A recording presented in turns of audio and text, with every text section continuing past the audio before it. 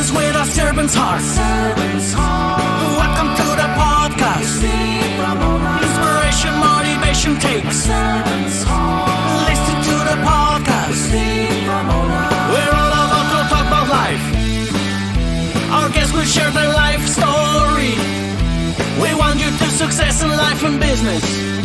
We're ready and we will start shortly. We're gonna talk about life. We're going to speak on business. You're gonna shine bright. We are going to witness. Business with a servant's heart. With hosts Steve, Ramona, and Ray. Inspiration, education talks. Listen to the podcast.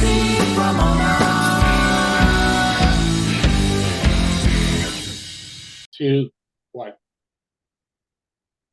Welcome, everyone, to Doing Business with a Servant's Heart podcast. I'm your host, Steve Ramona. I'm so thrilled to have you join us today. We dedicate this podcast exploring the idea of doing business and living life with purpose. We believe when we approach our work and our lives with that servant's heart, we can truly make a difference. And don't you want to make a difference? I try to do that every day. It's so much fun. And we created the show to motivate you, inspire you, and educate you to make an impact in your world. So my incredible guest today and me, that's our whole goal, is to give you something to take into your world and make a difference. I also want you to think about this. Your call to action, audience. Think about how you're going to serve yourself and others today and what impact you create today. And the key word is today. Listen to my great show, this incredible guest, and go out and serve somebody. And today's episode is proudly sponsored by our incredible partner, Pantheon Alliance. Would you like to be part of an exclusive community of high-income, successful business owners and entrepreneurs from very diverse industries? Together, we are building a thought leader platform to impact and change the world. For more information on that, just reach out to me and I'll get you all the information. With that being said, we're going to talk communication. Like sales, we do it every day that we're awake. I guess some people, when they're sleeping, they're communicating. That's a whole different thing. We don't get into woo today. But we're going to talk about communication. I want to welcome to the show, Michael. Welcome. Welcome, Steve. Great to be here. How are you? I'm incredible, and I'm excited to have you on. And on a side note, he is a doctor. He's put a lot of time and money and effort to be a doctor, so I always like to say that. It's very important. And what are you a doctor of, by the way? I am a computer scientist originally, so my PhD is in mobile communications. I've been around when the mobile revolution kind of changed the world. God, you're so young. You must have started at 8 years old. That's amazing. I might look a little bit younger than I am, actually. That's fantastic. And it's international. He's in Cologne, Germany, which I hear I need to get out to Cologne, so maybe someday I will see them. But let's start from the bare bones. Communication. Why is this so darn important in business and really in life? Yeah, just pick a random communication situation that you've been to, where you've kind of ended up being upset because, well, the words that the person chose kind of hit the wrong chord for you. And compare that with that other situation you've been in where almost similar words just made you light up and beam up with a smile. And so the right words used in the right context can make all the difference. They can make the difference between giving someone hope or destroying it, boosting morale or demoralizing your team, giving them space or shutting it down. So that's what your communication can do. And it's just, well, the tip of the iceberg. I could go on with that list, I think, like forever, right? We'll try to hit some of those. But what's interesting, when I talk about communication, they're thinking this, the verbal. But talk about texting, email, and online presence, all that communication. I know it's a big question, but how's that in the envelope and everything? That's actually an interesting point. And isn't it a fascinating time to be alive where we get to experience that AI world and that AI rise and taking over even ever more places, and where a lot of those things that you just mentioned are probably at least supported by AI, where it gets increasingly hard to distinguish whether that's actually written by a human or an AI. But you know what? Actually, in part, that's even good news, right? Because if we're totally honest with ourselves, AI has gotten to a place where it might be better able to, well, find clear and concise language to explain a concept than most of the humans sitting behind a keyboard are. Um, well, and that's interesting to me. But at the same time, an AI will never have the experiences that we made. So that's for the foreseeable future. I think that's the difference that we're going to be able to make as good communicators.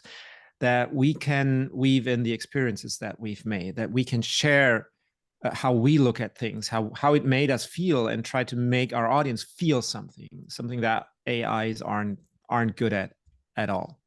Yeah.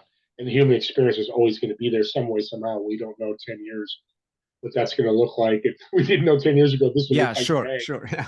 And knowing you have the degree and the doctorate in communications, you've seen it yourself because you were involved with it. Do you feel AI is going to take over and do all our communication?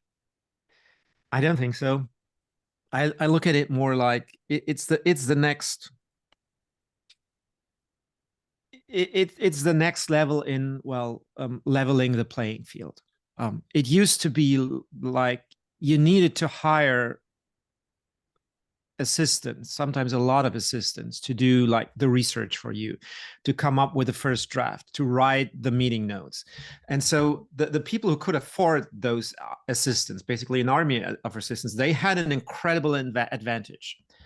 And that advantage is diminishing, and it's probably going to be gone in a couple of years. So that me as an individual is just as powerful as someone who used to spend hundreds of thousands of dollars on a team of assistants that helped him raise their game. So that's leveling the playing field. And then it's at the same time, it feels a lot like Photoshop to me, right? You used to have to be good at at at doing those photos and then manipulating them. But Photoshop is today so easy to use that you can create scenes that, well, took a team of like 10 to 20 people to make an image like that, and it took them like a week to come up with that. And that's just become so much faster with results that wouldn't even have possible with the analog technology. And so it's just raising the bar in that regard. So we're going to be able to make better things with less resources than we used to. And I tend to look at it in two ways. Like there's two ways to use that. And I think most people use AI to save them time. But the other way to look at it is to make better things.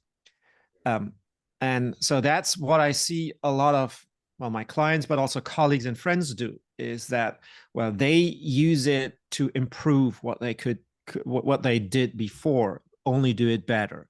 So they are able to do things faster, yeah, but they use that saved time to improve what they do, not to save that time and just, well, put out crap, but improve the things that they put out. Well said. The internet, same way. It came out in the 80s, whatever it did, and there's good about the internet and there's bad. AI will be the same way. Yeah. You just got to filter it Yeah. out. Doing some research on you, speaking of, I didn't do AI, well, a little bit of AI actually. You have a blog. Now, people don't talk about blogs much. Why are you still blogging? Because to me, writing is a thinking tool, actually. So actually, that's why I started to write, and that's why I still do it. So committing to writing things down, writing the things that give me a pause that I notice with communications happening around me, and really finding words to capture my thinking in a way that it hopefully makes sense to people outside. That helps me to make more sense of them myself. And so that's why I still do it. Yeah, that's a powerful tool.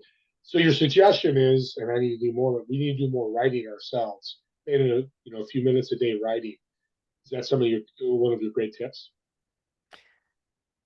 The thing with thoughts that we circle in our minds, it is that they tend to be always kind of fuzzy, right?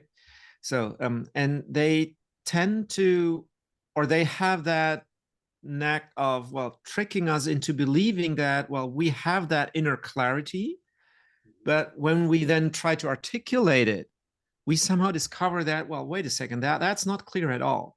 Or we recognize that our friend who we're speaking to, well, responds with a blank stare and he's not getting it at all. Or that perhaps sometimes it clicks, but then the next time it doesn't anymore. So it works once, but the next time we use totally different words because we actually haven't nailed it in our minds.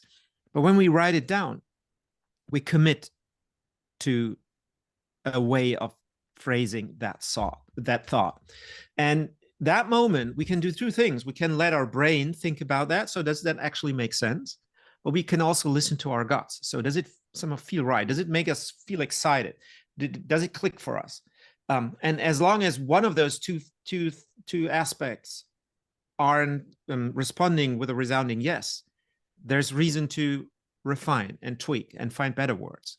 And so that's something that we're not used to being so rigorous with, just circling thoughts in our minds. And we forget our thoughts too. So I like what you're doing is you're writing them down. Yeah, exactly. Hey, Steve, you had that thought yesterday. Oh, I forgot what it was. I should have written it. How many times when we said that? I should have written it down, right? I love that, what you said. It's so powerful. Let's talk about your book, The Path to Strategic Impact. Of course, I love the impact word. I mentioned in my monologue. What's the goal and the inspiration of the book? Well, it's actually derived from my work with my clients, where we so often experience a common situation, and I bet that most of the people in listening to that podcast have been through that experience themselves, where you've been to that strategy retreat, or you even had that project where you came up with that brilliant new initiative, and everyone was really, well, pumped and enthusiastic about that because, well, this time you really nailed it. This is a really smart idea that we came up with. Only to discover that, like 3 weeks later, nothing's really changed. And 3 months later, everything's forgotten and back to what it was before. So all the enthusiasm has gone. It's almost like a faded dream that well, we had at night, but well, as the day progresses, it fades into the background. And the reason that we can't make that impact, the impact doesn't happen, is not because the concept is flawed. The idea might really be brilliant. So it might really be a smart strategy, a bold vision. The problem is often that we didn't care for finding better words to communicate it, to really find words that help our team understand. So what is that idea, and what does it mean for us? And that's when I discovered, well, so that means, so we need to light them the path, but also at the same time, path is that nice acronym that combines those 4 fundamental principles that help us improve our communication. And it stands for those 4 really basic principles that we need to understand. P is plain and simple. So can we find words that everyone on the team truly understands? A, is it actionable? So do they understand what it means for the everyday choices and actions that they need to take? T, is it transformative? So do we encourage them not only to play by the rules, but to make bold leaps, to take the risks? And H, is it heartfelt? Can we find words that the team and I truly believe in, about the things that we deeply care about? And so all those 4 together, PATH, path, they will help improve your chances of actually making an impact greatly. It sounds like it'll qualify and disqualify information as well. As they're going down the path, which is a great acronym. Oh, you know what? This isn't going to work. We found out because it's not actionable. Is that part of this too?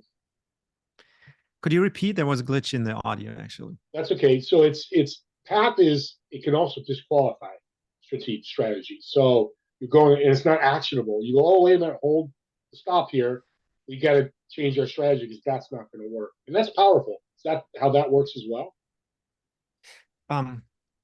Yeah, well, I mean, so strategy is often, so really misunderstood, right? As that thing that upper management does where we pay those expensive consultants to help us come up with. And there's nothing actually against that, right? But the thing that sometimes gets forgotten is that it's not about how smart the strategy is or how intelligent it sounds, but how well it gets implemented and how well it informs the actions that our team takes. And so that's what we need to be concerned about. Not how brilliant is it, but does the team know what it means for the choices they need to make? Because, well, long gone are the days where strategy was synonymous with that brilliant strategic thinker that thinks up that strategy in a stroke of insight and commands his team to just, well, conquer the bridge. It's not how it works. In any decently sized organization, strategy is the result of 1,000, probably 1,000,000 choices made each day throughout the organization, and we need to align those. We need to give those choices the possibility to align so that all of them together propel us forward. And if we don't provide that direction, well, it doesn't matter how smart it sounds, how smart it is, how great the analysis is. We're not going to make the impact. Yeah. And speaking of impact, leaders need to be great communicators. That's just, as you talk about, what's some common mistakes leaders make that you've seen that they can fix in communication? So one of my favorite mistakes is the fancy language, right? So that those fancy sounding mission statements that chase the grandiose language to make it sound like we're truly and spectacularly ambitious here. We are going to innovate the future. We're going to spearhead the efficiency movement in our industry. That really sound grandiose, but have close to no meaning for anyone involved in actually doing the work. And so that's all that matters. So what do you even mean by that, right? And so it turns out that almost always the plain and simple, let's be more precise. Actually, always the plain and simple way of saying it beats the fancy slogans, right? So that's one of my favorites. Well, it's interesting because communication needs to be understood. And you're right. You tell your team a communication, and they're like, what the hell is Steve talking about? You got no results, right? Yeah, exactly. Yeah. Leaders and actually there's a beautiful side effect to that, right? Because when you commit to using plain and simple language, you commit, in a way, you commit to facing the truth, right? Because when you strip away the grandiose language, you're going to see the brilliance of the idea. So, and if the magic is gone when the grandiose language is gone, it probably means that it would be useful to look for better ideas, right? So, and committing to that plain and simple language will ultimately lead you to better products, better services, better ideas. And when you arrive at those, the plain and simple way of telling basically a true story about those ideas is what will convince the team, the customers, the investors, the partners, basically anyone involved. And you got an increase in ROI, which is the elephant in the room. There's no ROI increase, we're not in business. So I love this. I love what you're saying. When it comes to communication, where do you see a servant's heart or a servant come in to be a servant communicator? Oh, that's I love that question.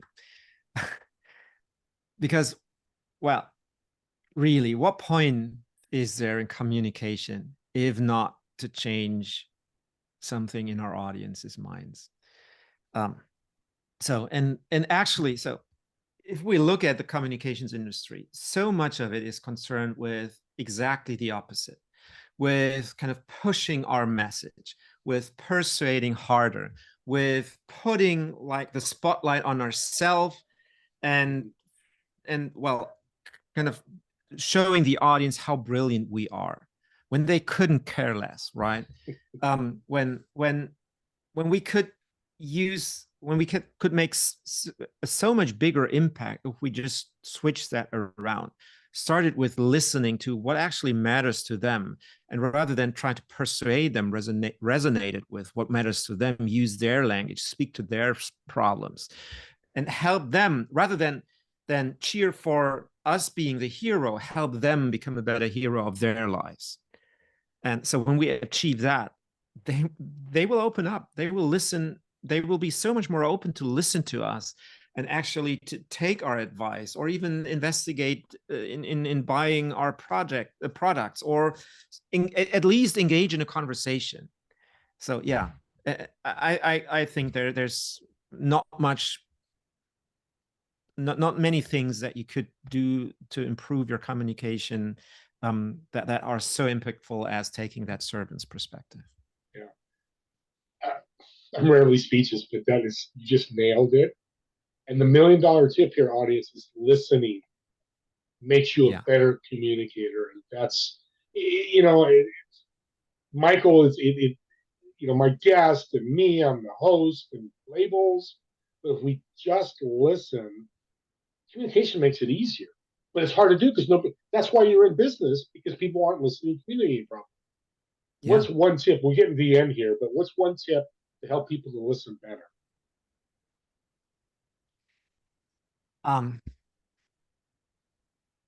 First of all, I'd say be present.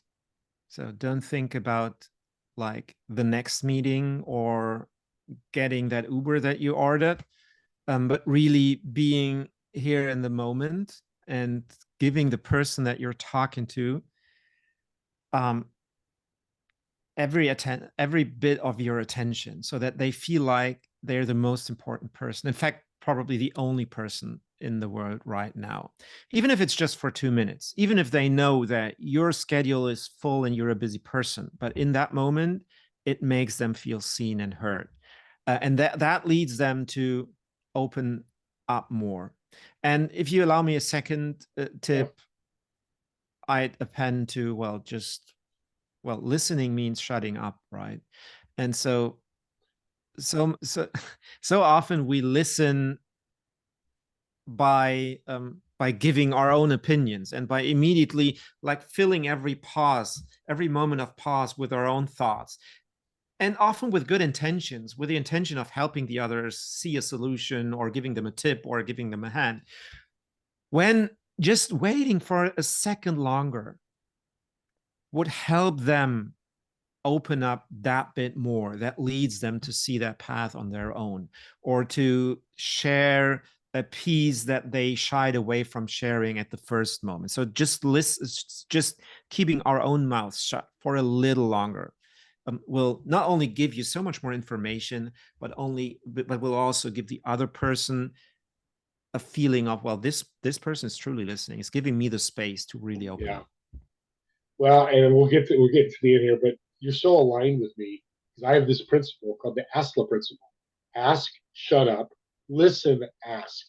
And you just said it there in a different way, but I love that presence and shut up, because we look at our Zoom rooms we're in, groups of people, and their screens going black.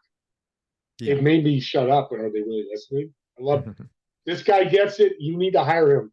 I don't promote a lot of my guests, but I think you need to hire him, because it is the granular thing you need to do in life that we're not doing well. Just look at the election here in America. The communication is so messed up. And I'm just going to leave it there. It's October 31st. Happy Halloween, by the way. But I really appreciate you. You're powerful. You're a rock star. Let's end with a little improv. Okay. So you've got a reservation in a restaurant in Cologne. You got a table of 4. You're going to sit in one of the chairs, obviously. Who would you invite, dead or alive? Why would you invite them? And what food would you order? I'm anxious because I'm sure it's German food. I want to hear what you like. So I would start with Miles Davis, the jazz musician, because I admire him for his courage to explore new grounds, and to stand for who he truly is against all odds. I would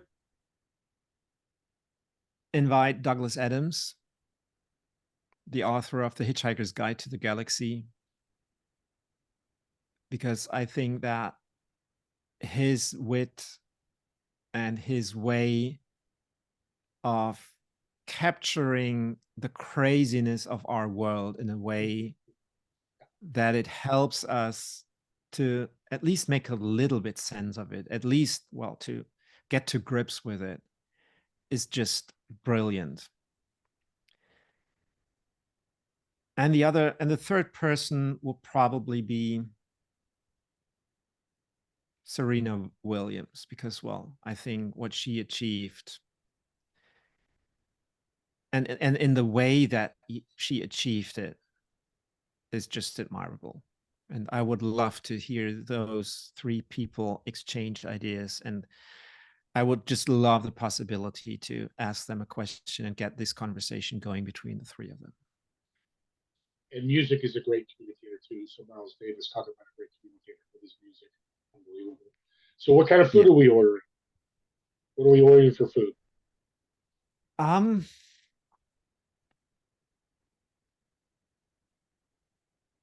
Actually, currently I like sushi a lot. So I think that's a great food to go along a good conversation. Yeah. And there's good sushi in Cologne, Germany? We have actually a few good restaurants here, very, very close. So actually in Bonn, which is even closer to where I live, there is a star restaurant, and in Düsseldorf, with which is also not very far, there's another one. So yeah, nice. we have good sushi in the vicinity here. Yeah, you learn something new every day. I never would have thought to be sushi. Well, my audience is fired up. I'm fired up. How can they support you and connect with you? I think the best way to support me is to just order the book, read it, and put it to action. Because I imagine a world where people who see a better world and see a way of making it better find the words to make that happen. My hope is that book can help you do that. And if you find it useful, just spread those 4 principles. It's so easy to remember. It's so easy to share. Just share those 4 path principles, and help others make a similar impact. That would just be phenomenal. Where the name of the book again, and where can they find it? It's The Path to Strategic Impact, and just head over to Amazon or on my website, and you'll easily find it. And what's your website? It's michaelgerharz.com, Gerharz, one word, michaelgerharz.com. Love it. You made it. Talk about plain and simple. You made your website plain and simple. You followed your lead. I love it. Well, thank you so much. Yeah. People reach out to him, get the book. I'm going to get the book because every day we're communicating. If we can be better at it, life's going to be so much better. And call to action, subscribe to the YouTube channel. Not for why you think it is, because you have access to Michael. You'll get the channel. You'll be able to find Michael's show and be able to listen to us over and over. I've wrote down many tips that he's given us, including path, which you should memorize and use when you get the book.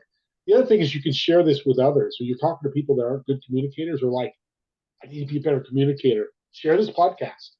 And then they can access Michael through the book or through his website and do that. It's a powerful tool. And it's another way to serve by sharing podcasts with others that you can help them. And me and Michael want to thank all of you for watching or listening to this podcast. And we'll see all of you on the next episode of Doing Business with a Servant's Heart. Have a great day, everyone. I don't know how to say goodbye in German. How do we say goodbye in German? Auf Wiedersehen. Tschüss.